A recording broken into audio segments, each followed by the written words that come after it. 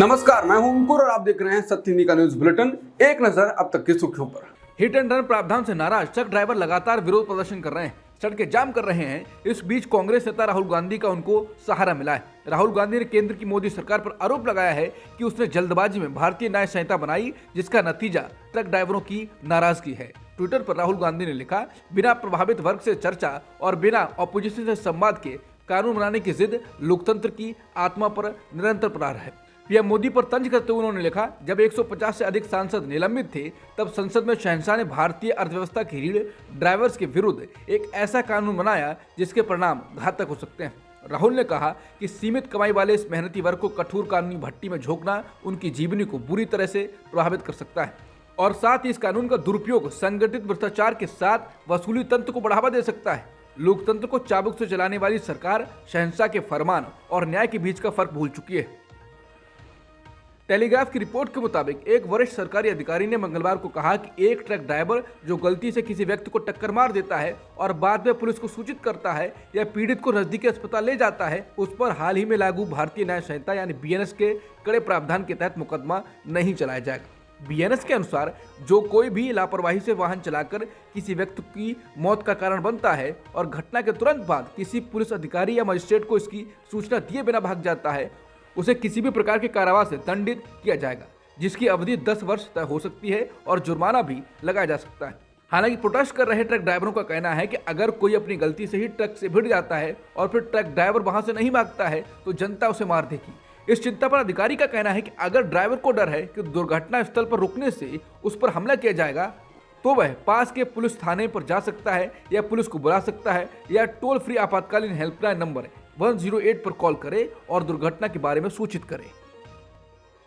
मणिपुर में हिंसा थमने का नाम नहीं ले रही है। राज्य के तेंगनौपॉल जिले के मोरेह शहर में एक बार फिर से तनाव फैल गया है। मंगलवार को यहां सुरक्षा बलों और संदिग्ध आतंकवादियों के बीच फिर से गोलीबारी हुई। पुलिस के मुताबिक राजधानी इम्फाल से करीब 107 किलोमीटर दूर चामांगफाई इलाके में यह गोलीबारी मंगलवार सुबह उस समय हुई जब पुलिस ने तलाशी अभियान के तहत 2 लोगों को हिरासत में लिया था। दोनों लोगों को एक दिन पहले पुलिस कर्मियों पर हुए हमले में शामिल होने के आरोप में हिरासत में लिया गया था।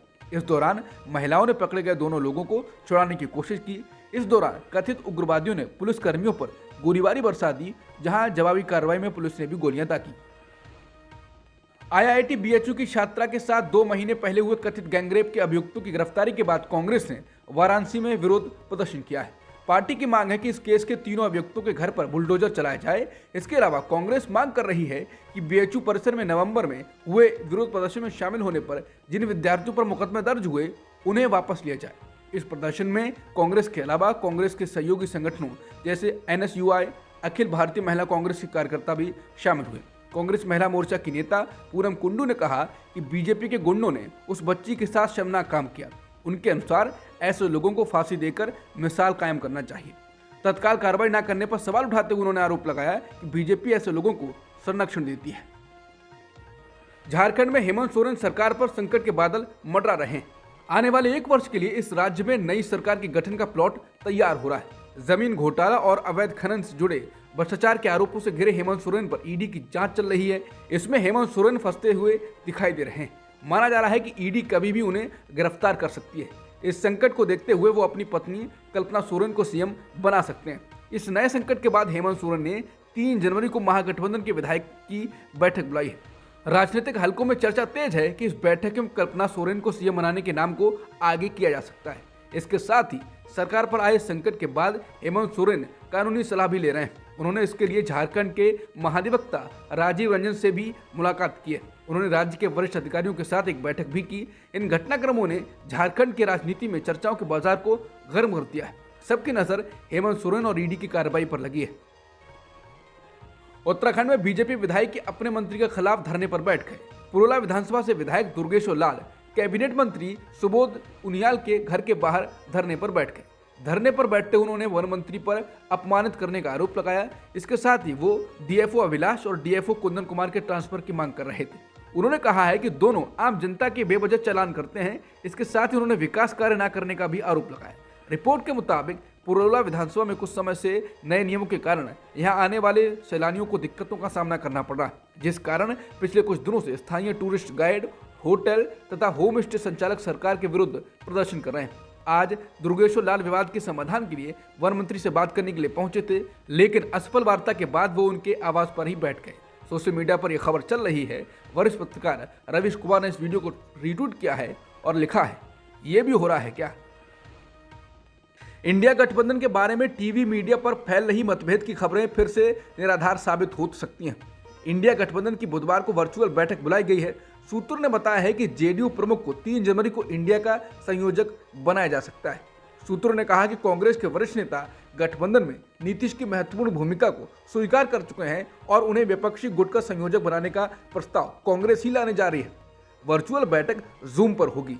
इंडिया की बुधवार को वर्चुअल बैठक हर नजरिए से महत्वपूर्ण है। इस बैठक में कांग्रेस प्रमुख मल्लिकार्जुन खड़गे समेत कई शीर्ष नेता हिस्सा लेंगे। इस दौरान इंडिया गठबंधन के प्रमुख दलों के राष्ट्रीय अध्यक्षों के भी शामिल होने की संभावना है। इस बैठक में सीट शेयरिंग की चर्चा आगे बढ़ सकती है। हालांकि विशेषज्ञ इसको लेकर कह रहे हैं कि कहीं इंडिया ने संयोजक बनाने में देरी तो नहीं कर दी है। इंडिया गठबंधन को लेकर लगातार कयास लगाए जा रहे हैं कि कहीं इसके दल आपस में ही भिड़कर तितर बितर ना हो जाए। इस बीच पंजाब के मुख्यमंत्री भगवंत मान ने कांग्रेस पर बड़ा हमला साध दिया। उन्होंने कहा कि पंजाब और दिल्ली में एक मां अपने बच्चों को सबसे छोटी कहानी अगर सुना सकती है तो एक थी कांग्रेस होगी। इस बयान के बाद कांग्रेस की ओर से भी कड़ी प्रतिक्रिया सामने आई। कांग्रेस नेता पवन खेड़ा ने कहा कि आम आदमी पार्टी और मोदी जी के विचार काफी मिलते हैं। दोनों का सपना कांग्रेस मुक्त भारत का है। दोनों ही मुंह की खाएंगे। वैसे एक भोजपुरी पिक्चर का नाम है एक था जोकर, आपने तो देखी होगी। ईवीएम पर विपक्षी दलों के इंडिया गठबंधन के द्वारा उठाई गई चिंताओं पर चुनाव आयोग ने जवाब दिया था, जिसके बाद कांग्रेस नेता जयराम रमेश ने कहा है कि चुनाव आयोग के जवाब से विशेष चिंताओं का समाधान नहीं हुआ है। इसके साथ ही उन्होंने चुनाव आयोग के मेंबर से बैठक की मांग की है। जयराम रमेश ने चुनाव आयोग के द्वारा जारी स्पष्टीकरण को सामान्य कहा और कहा कि बार बार अनुरोध के बावजूद इंडिया के दलों के डेलीगेशन को कोई सुनवाई या बैठक नहीं दी गई।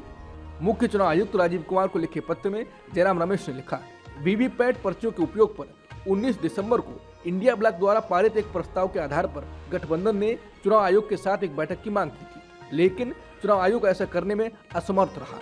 रमेश ने लिखा, 20 दिसंबर 2023 को हमने पिछले दिन आयोजित इंडिया दलों के नेताओं की बैठक में पारित एक प्रस्ताव के आधार पर वीवीपैट के उपयोग पर चर्चा करने और सुझाव देने के लिए ईसीआई के साथ मिलने के समय देने का अनुरोध किया था। हम इस प्रस्ताव की एक प्रति सौंपने और चर्चा करने के लिए ईसीआई से मिलने की कोशिश कर रहे हैं, लेकिन अब तक ऐसा करने में सफल नहीं हो पाए हैं। विश्व हिंदू परिषद यानी वीएचपी ने एआईएमआईएम अध्यक्ष असदुद्दीन ओवैसी के बयानों की आलोचना करते हुए उन्हें कानूनी कार्रवाई करने की चेतावनी दे दी। विश्व हिंदू परिषद के संयुक्त महामंत्री और बजरंग दल के पूर्व प्रमुख डॉक्टर सुरेंद्र जैन ने ओवैसी पर आरोप लगाया है कि सुप्रीम कोर्ट के निर्णय की अवहेलना कर वो मुस्लिम समाज को नुकसान पहुंचा रहे हैं। उन्होंने कहा कि मुस्लिम समाज के एक वर्ग को ओवैसी जैसे कट्टरपंथी मुस्लिम नेता विनाश की अंधेरी गलियों में धकेलने जा रहे हैं। हम उनके विरुद्ध कानूनी कार्रवाई करने पर विचार कर रहे हैं। उन्होंने कहा कि जिस तरह से वो बार बार सुप्रीम कोर्ट के फैसले की आलोचना करते रहे हैं, वो सुप्रीम कोर्ट की अवहेलना के दायरे में आता है। बता दें, ओवैसी ने सोमवार को हैदराबाद के एक कार्यक्रम में मुसलमान युवकों को बीजेपी की गतिविधियों से सावधान रहने की अपील की थी। उन्होंने कहा था कि नौजवानों, अपनी मस्जिद हमने खो दी। आप देख रहे हैं, क्या तुम्हारे और हमारे दिल में तकलीफ नहीं होती? जिस जगह पर हमने 500 साल सदाएं दी, जहां बैठकर हमने कुरान करीम का जिक्र किया, आज वो जगह हमारे हाथ में नहीं है।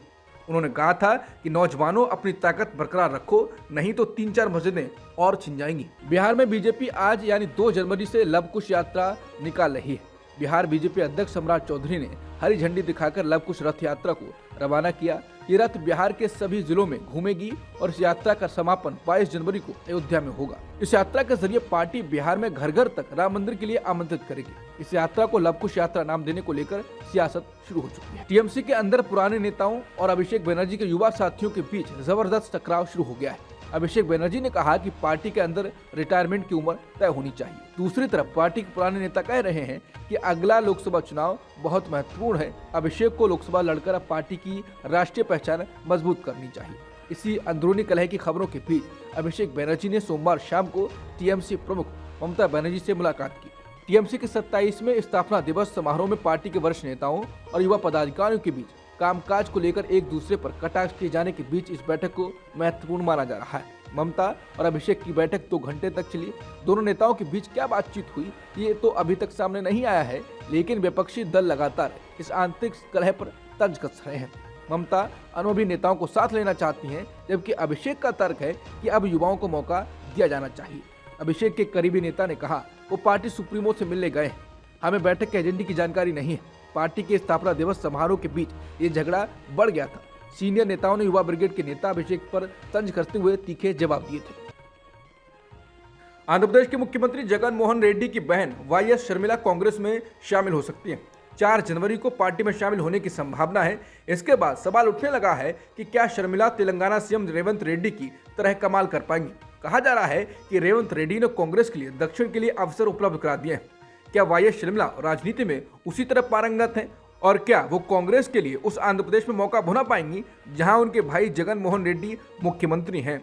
मीडिया रिपोर्टों में सूत्रों के हवाले से कहा जा रहा है कि कांग्रेस नेतृत्व शर्मिला को इस साल लोकसभा चुनाव के साथ साथ आंध्र प्रदेश में एक महत्वपूर्ण भूमिका दे सकता है।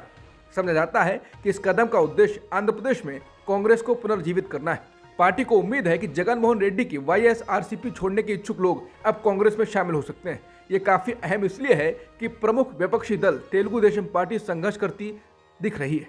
आगामी लोकसभा चुनाव में मुस्लिम महिलाओं को अपने पाले में लाने के लिए भाजपा का अल्पसंख्यक मोर्चा 2 जनवरी से उत्तर प्रदेश के सभी संसदीय निर्वाचन क्षेत्रों में शुक्रिया मोदी भाईजान नामक एक विशेष अभियान शुरू कर रहा है। इस अभियान के तहत मोर्चा हर लोकसभा क्षेत्र में कार्यक्रम आयोजित करेगा, जिसमें कम से कम 1000 मुस्लिम महिलाओं को जोड़ने का लक्ष्य रखा गया है। मुस्लिम महिला मतदाताओं को रिझाने की इस योजना की टैगलाइन है, न दूरी है न खाई है, मोदी हमारा भाई है। कार्यक्रम में मुस्लिम महिलाओं के लिए केंद्र की मोदी सरकार के द्वारा उनके लिए किए गए कार्यों के बारे में बताया जाएगा। साथ ही उन्हें यह भी बताया जाएगा कि उन्हें आखिर भाजपा को वोट क्यों देना चाहिए। इंडियन एक्सप्रेस की रिपोर्ट के अनुसार राम मंदिर के उद्घाटन से पहले ही प्रधानमंत्री संग्रहालय में नरेंद्र मोदी गैलरी जनवरी के दूसरे सप्ताह में खोली जाएगी। प्राइम मिनिस्टर्स म्यूजियम के ग्राउंड फ्लोर पर पूर्व प्रधानमंत्री मनमोहन सिंह को समर्पित गैलरी के ठीक बाद मोदी गैलरी होगी, जो पिछले 9 वर्षों में उनकी प्रमुख उपलब्धियों को दिखाएगी। इसी के संस्कृति वाले हिस्से में राम मंदिर का निर्माण और अन्य मंदिरों का कायाकल्प होगा। इसके अलावा पीएम का साइंस और technology, foreign policy, digital payment infrastructure और अनुच्छेद 370 को निरस्त करना, भारत की सीमाओं को सुरक्षित करना जैसे समेत बाकी चीजों पर उनका फोकस बताया जाएगा। गैलरी के विभिन्न सेक्शंस में से एक है बाल्यकाल से शासन तक, जो मोदी के प्रारंभिक जीवन को समर्पित है, जो वडनगर में उनके बचपन के वर्षों के अलावा गुजरात के मुख्यमंत्री के रूप में उनके कार्यकाल को भी दिखाता है। आरबीआई ने कहा है कि 29 दिसंबर 2023 को कारोबार की समाप्ति पर 2000 के बैंक नोटों का चलन घटकर 9,330 करोड़ रह गया है। इस प्रकार 2000 के बैंक नोटों का 97.38% वापस आ चुका है। बता दें 19 मई 2023 को कारोबार की समाप्ति पर 2000 के बैंक नोटों का कुल मूल्य 3.5 लाख करोड़ रुपए था, जब 2000 बैंक नोटों को वापस लेने की घोषणा की गई थी। बैंक नोटों को वापस आ जाने के बाद कांग्रेस नेता जयराम रमेश ने कहा है कि क्या आपको वो धूमधाम याद है जिसके साथ पीएम ने सबसे पहले 500 और 1000 रुपए के नोटों को रातों रात बंद कर दिया था और साथ ही 2000 रुपए के नोट को चलन में ले आए थे। इसे ऐतिहासिक, परिवर्तनकारी, गेम चेंजर, मास्टर स्ट्रोक आदि के रूप में सराहा गया था। हकीकत यह है कि 99.3% बंद नोट सिस्टम में वापस आ गए। कोई भी उद्देश्य, विशेषकर काले धन को नष्ट करना और आतंकी फंडिंग पर रोक लगाना, पूरा नहीं हुआ। इसके बजाय नोटबंदी के साथ साथ खराब तरीके से डिजाइन की गई जीएसटी और फिर अचानक कोविड-19 लॉकडाउन से एक तिहरा झटका लगा था, जिससे सूक्ष्म और छोटे व्यवसाय वास्तव में कभी उभर नहीं पाए। कई व्यवसाय और कारखाने या तो बंद हो गए या उनका आकार छोटा हो गया है। हालांकि शेयर बाजार तेजी से बढ़ रहा है, लेकिन सड़कों पर खुदरा बाजार अभी भी पुनर्जीवित नहीं हुआ है।